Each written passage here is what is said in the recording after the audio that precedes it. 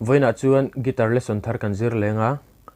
voina kan zir tur chu Christian hlabu number som pani na lal engkimtitheia chuan chatuanin rawarel don ti hlai Perhdan kan en don ni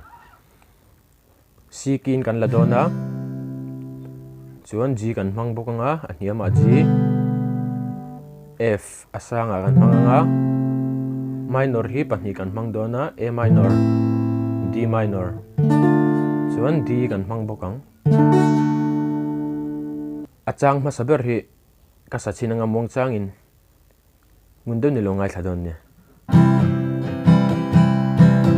laleng kimtitheia chuan chatuanin rawarel do ropui na le thu nei na te chu chatuanin zual zela a verse strum dan tur chu down down up down up down down up down down down up down up down down up down down down up down up down down up down ti hana kalang laleng kimtitheia chuan chatuanin rawarel do kan olo kalula nang ni dam tin reng ami te u lalpa kan pathian ma kan zai ni kunang ui kunang ami amakne na so kan engkim te hlan veki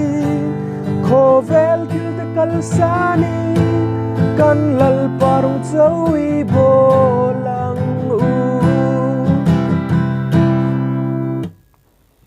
a chorus strum dan po hi down down up down up down down up down ting tau khana kala achang akhan akar laga khan transition tlem omta hakachunang manin lo pho chobe to mai nga strumming pattern hin shilfi avakhi harawangin khami pattern kha indu danin lo bel to mai don ni chuan aki kha atnoya karon da zelanga khami mil khanin lo injir zel mai don ne